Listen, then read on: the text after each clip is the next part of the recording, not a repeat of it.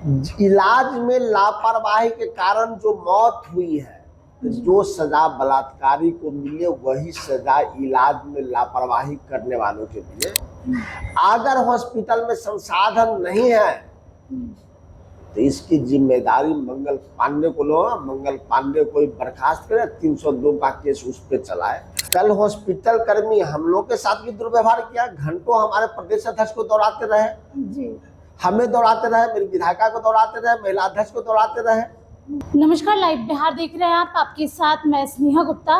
Rape पीड़िता को 9 घंटे के बाद पीएमसीएच में बेड मिला और इस लापरवाही का अंजाम ये हुआ कि रेप पीड़िता ने अपने प्राण त्याग दिए। और सीधे तौर पे हमारे साथ खास बातचीत करने के लिए कांग्रेस के प्रवक्ता राजेश राठौर जी है। सीधे तौर पे सर, सबसे पहले तो आप लोग भी वहाँ गए थे, आखिरकार पूरा मामला क्या था?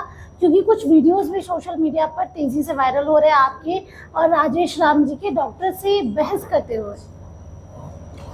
मामला 26 तारीख का है, जिस दिन मुजफ्फरपुर के कुढ़नी में एक महादलित परिवार की 9 वर्षीय बच्ची के साथ बलात्कार किया जाता है। फिर उस पे धारदार हथियार से हमला की जाती है, प्रतिरोध करने पे गर्दन काटे जाते हैं, पेट फाड़े जाते हैं। फिर भी साहस दिखा के बच्ची घर तो पहुंचती है, घर के परिजन उसको एसकेएमसीएच में ले जाते हैं। एसकेएमसीएच में इलाज होता है, मामला बहुत गंभीर होता है। बावजूद एसकेएमसीएच बाहर या पटना रेफर इसलिए नहीं करता है कि प्रधानमंत्री का यात्रा पटना में होने वाला था।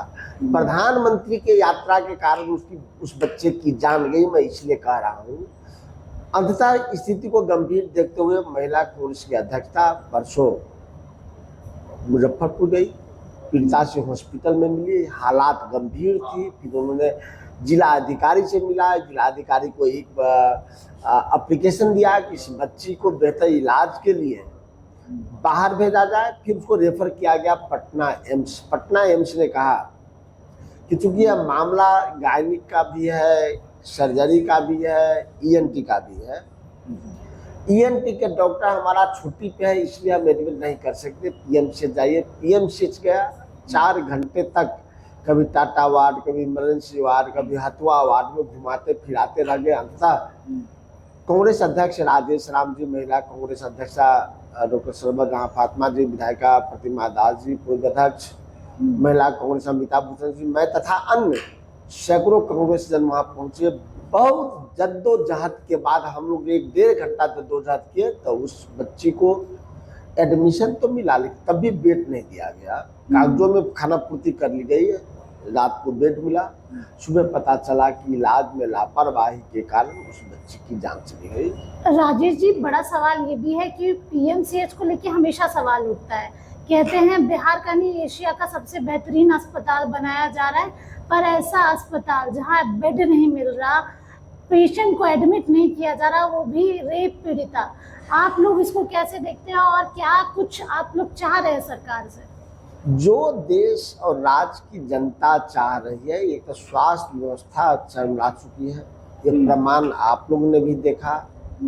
लॉ एंड ऑर्डर खत्म है। पहला है कि स्पीड ट्रायल हो, बलात्कारी को फांसी की सजा मिले।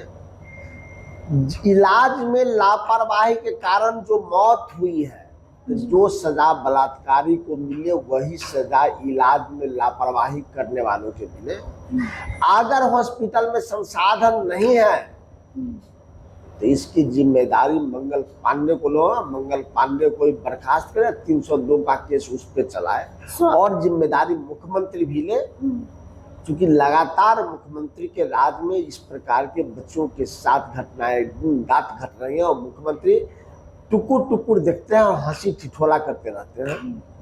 सबसे बड़ा सवाल ये भी है कि स्वास्थ्य मंत्री है मंगल पांडे और उनके कार्यकाल में हमेशा ही देखा गया है कि ऐसी घटनाएं होती रहती है। कुछ दिन पहले ही मारपीट का एक वीडियो सामने आया था पत्रकार मनीष कश्यप का। हमेशा ही ऐसे वीडियोस आते रहते हैं, लेकिन सवाल ये है कि आप जैसे लोग जब आम जनता के साथ खड़े हो रहे हैं और तभी भी उनको इतनी जद्दोजहद करनी पड़ रही है। तो जिनके पास कोई साधन नहीं है, जिनका कोई सोर्स नहीं है, वो पीएमसीएच में कैसे जाए, कैसे इलाज करे। कल हॉस्पिटल कर्मी हम लोग के साथ भी दुर्व्यवहार किया, घंटों हमारे प्रदेश अध्यक्ष को दौड़ाते रहे जी। हमें दौड़ाते रहे, मेरी विधायिका को दौड़ाते रहे, महिला अध्यक्ष को दौड़ाते रहे। 1.5 घंटा हमें संघर्ष करना पड़ा, तब वो हमसे मिलने का प्रयास किए। जी। तो हर व्यक्ति के साथ हॉस्पिटलों में और बिहार में गुंडा राज की तरह व्यवहार किया जाता है। इस गुंडा राज से अब इस राज को निजात दिलाना है। सरकार के लोग चुप्पी साधे हुए हैं, लेकिन संजय जायसवाल ने अपने सोशल मीडिया के माध्यम से इसकी कड़ी निंदा की थी, लेकिन वो पोस्ट भी डिलीट कर दिया गया। आखिरकार क्या सरकार अपनी जो दुर्बलता है वो छुपाने में लगी हुई है? संजय जायसवाल जी पोस्ट करते हैं, एक साहस दिखाते हैं, लेकिन खानदानी कायर की तरह, खानदानी कायर यह कहते हैं कि आरएसएस वाला कायर है, अपने खानदानी कायरता दिखाते हुए उस पोस्ट को डिलीट कर दिया। जिस प्रकार जो उसने अपना दिखाया था कि पीड़ितों के प्रति अपनी व्यथा व्यक्त की थी, उस व्यथा को रखने देते। आखिर संजय जायसवाल जी क्यों अपने पोस्ट को हटाए?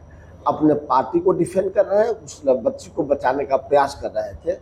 मुझे लगता है कि संजय जायसवाल जी अपने पार्टी को बचाने के लिए उस बच्ची से संवेदना हटा लिए।